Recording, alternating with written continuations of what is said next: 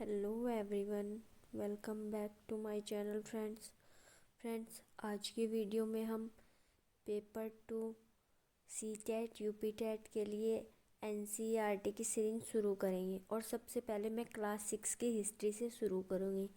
हम सबसे पहले 6, 7 और 8 की लगातार हिस्ट्री ख़त्म करेंगे, उसके बाद ज्योग्राफी, उसके बाद पॉलिटी। तो सबसे पहले आज हम क्लास 6 के चैप्टर 1 से स्टार्ट करेंगे। क्लास 6 का चैप्टर 1 जो है वो है कब, कहाँ और कैसे।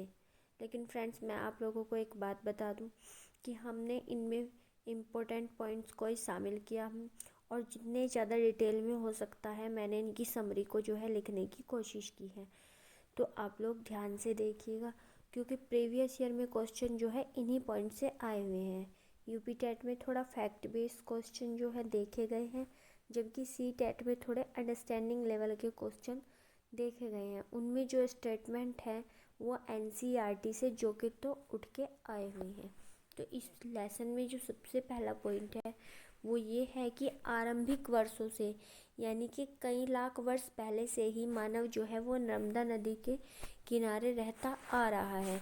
ये क्वेश्चन पूछा गया है कि मानव जो है वो नर्मदा नदी के किनारे कब से रहता आ रहा है, या सबसे पहले मानव आरंभिक वर्षों में कहाँ रहता था।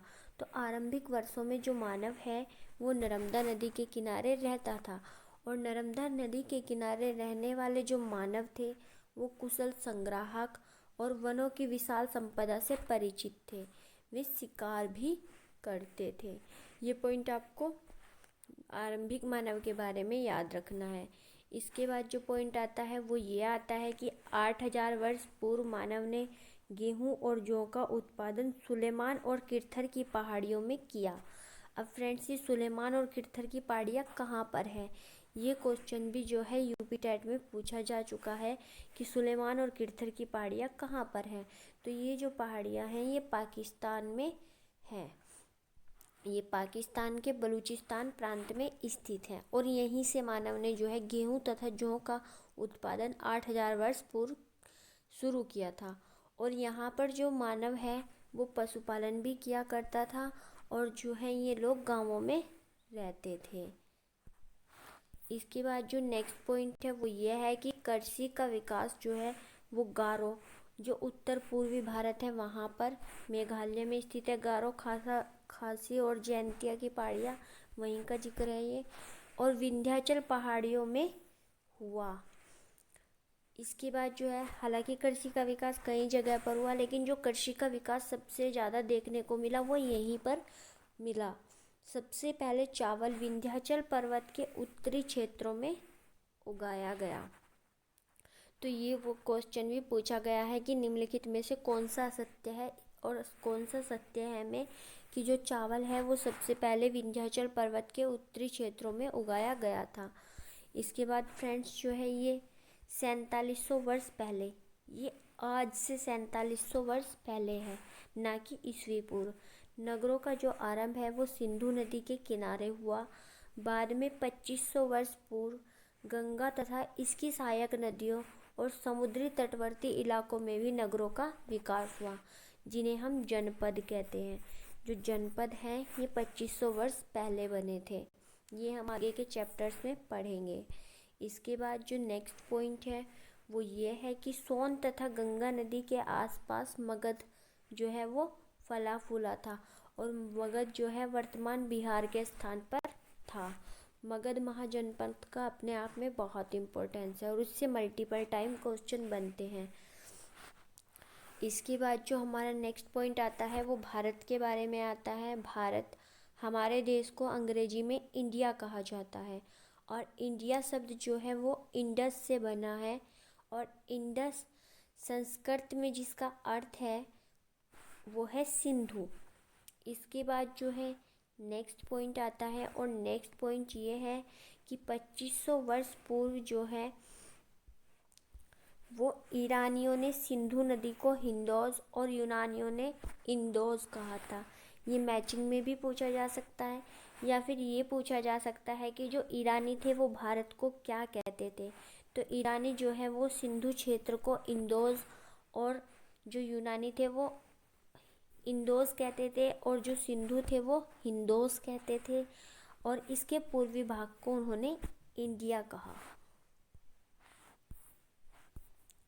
इसके बाद नेक्स्ट पॉइंट है कि भारत नाम का प्रयोग ऋग्वेद में भी मिलता है, और जो ऋग्वेद है फ्रेंड्स, ये आज से 3000 वर्ष पहले और यानी कि 1000 ईस्वी पूर्व लगभग लिखा गया था।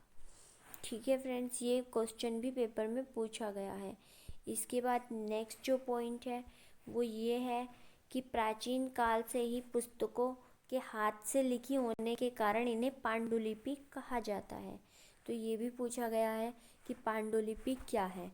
तो जो पांडुलिपि है ये हाथ से लिखी गई पुस्तकें हैं, और पांडुलिपि को जो है वो अंग्रेजी में मैन्यूस्क्रिप्ट कहा जाता है, जो लैटिन भाषा के मैन्यू से बना है, जिसका अर्थ होता है हाथ।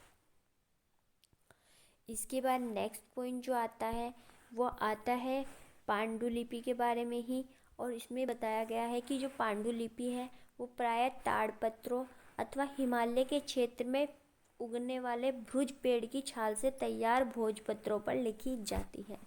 तो ये क्वेश्चन यूपी टेट और सी टेट दोनों में ही पूछा गया है कि जो पांडुलिपि के ताड़पत्र होते हैं या पांडुलिपि के जो भोजपत्र होते हैं ये किस पेड़ की छाल से तैयार किए जाते हैं। तो ये भुज पेड़ की छाल से तैयार किए जाते हैं।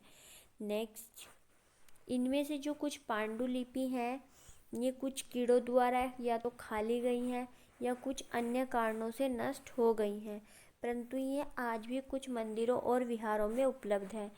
ये क्वेश्चन भी पूछा गया है कि जो पांडुलिपि है ये आज भी कहाँ पर उपलब्ध है। इसके बाद नेक्स्ट पॉइंट हमारा आता है, नेक्स्ट पॉइंट है कि पांडुलिपि की भाषा जो है वो कैसी थी। तो पांडुलिपि की भाषा जो है वो मुख्यतः संस्कृत थी, लेकिन उनमें से कुछ जो है वो प्राकृत तथा तमिल में भी लिखी गई हैं। उस समय आम लोगों की जो भाषा थी वो प्राकृत भाषा थी, यानी कि पांडुलिपियों के जो लेखन के समय आम लोगों की भाषा थी वो प्राकृत भाषा थी। इसके बाद देखिए फ्रेंड्स, ये फर्स्ट लेसन है और इसमें पूरी बुक का एक ओवरऑल डिस्क्रिप्शन पॉइंटों में दिया गया है। तो ये हम जैसे जैसे आगे चैप्टर्स करते जाएंगे ये सभी कुछ आप लोगों को क्लियर होता चला जाएगा। इसके बाद नेक्स्ट पॉइंट जो है वो अभिलेख के बारे में दिया है। ऐसे लेख जो पत्थर अथवा धातु जैसी कठोर सतहों पर उत्कीर्ण करके बनाए गए हैं, यानी कि जो खोद कर उन पे बनाए गए हैं, अभिलेख कहलाते हैं। 2500 वर्ष पुराना एक अभिलेख अफगानिस्तान के कांधार से भी प्राप्त हुआ है। इसके बाद नेक्स्ट पॉइंट जो आता है वो आता है कि वर्तमान वर्षों में जो गणना हम करते हैं ये ईसाई धर्म के प्रवर्तक ईसा मसीह के जन्म की तिथि से की जाती है। फ्रेंड्स, इसको समझने के लिए आप ऐसे संख्या रेखा का प्रयोग कर सकते हैं। मान लीजिए ये 0 है, यहाँ पर जो है वो ईसा मसीह का जन्म हुआ है, तो 0 से आगे जब आप 1 2 बढ़ते चले जाएंगे तो इनको जो है हम ईस्वी में लिखते हैं, और जो इसके इधर आप बढ़ते चले जाएंगे 1 2 3 4 ऐसे हम ईस्वी पूर्व में है, तो आपको इसका ध्यान रखना है। इस तरह की काउंटिंग जो है आएगी, तो जब वर्ष ईस्वी पूर्व से आएंगे तो उनमें पहले बड़ी संख्या होगी और फिर छोटी संख्या होगी, और इसके बाद जो है ये 1 2 3 जैसे हम आज के सिनेरियो में रोज यूज करते हैं वैसे ये दिखाई देगा। आज जो हम यूज करते हैं ये ग्रेगोरियन कैलेंडर का करते हैं। इसके बाद जो है भारत में वर्तमान तिथियों का जो प्रयोग है वो लगभग आज से 200 वर्ष ही पूर्व ही प्रारंभ हुआ है, यानी कि लगभग 18वीं शताब्दी में ही हम लोगों ने जो है वर्तमान स्वरूप में तिथियों का प्रयोग करना शुरू किया है। उसके पहले हम भारतीय तरीकों से जैसे चैत्र, अश्विन, माघ, आषाढ़ इन सब मंथ्स का यूज करते हुए अपने ईयर को जानते थे। अब हम कुछ फुल फॉर्म्स देख लेते हैं जो कि यूपी टेट और सी टेट दोनों में ही मल्टीपल टाइम पूछी गई है। ईस्वी पूर्व, जिसको हम बीसी भी कहते हैं, इसका फुल फॉर्म होता है बिफोर क्राइस्ट। इसके बाद एडी जो है, एडी का फुल फॉर्म होता है एनो डोमिनी और ये एक लैटिन शब्द है जिसका मतलब वर्तमान से होता है। इसके बाद आता है सीई जिसको हम कॉमन इरा कहते हैं। ये एडी के स्थान पर भी प्रयोग किया जाता है। इसके बाद आता है बीसीई जिसे हम कहते हैं बिफोर कॉमन इरा। कॉमन इरा से तात्पर्य ईसा मसीह के जन्म से है, तो ये बिफोर कॉमन इरा बीसी के स्थान पर प्रयुक्त किया जाता है। ये एक एग्जाम्पल आप देख लीजिए। हम आज के सिनेरियो में अगर कहें कि 2500 वर्ष पूर्व, तो ये ईस्वी से 500 वर्ष पूर्व माना जाएगा, क्योंकि अभी हम 2000 वर्ष ईस्वी से आगे आ चुके हैं। इसके बाद एक और फुल फॉर्म है जो है बीपी, जिसका मतलब है बिफोर प्रेजेंट। नेक्स्ट जो पॉइंट है वो ये है कि अतीत में बनी तथा प्रयोग में लाई जाने वाली वस्तुओं का अध्ययन करने वाला व्यक्ति पुरातत्वविद कहलाता है। तो ये भी जो है स्टेटमेंट के तौर पे यूपी टेट में और सी टेट में पूछा गया है। ये सी टेट में ज़्यादातर बार पूछा गया है कि जो पुरानी वस्तुओं और प्रयोग में लाई हुई वस्तुओं का अध्ययन करते हैं वो पुरातत्वविद कहलाते हैं, और जो अतीत का अध्ययन करते हैं उन्हें इतिहासकार कहा जाता है।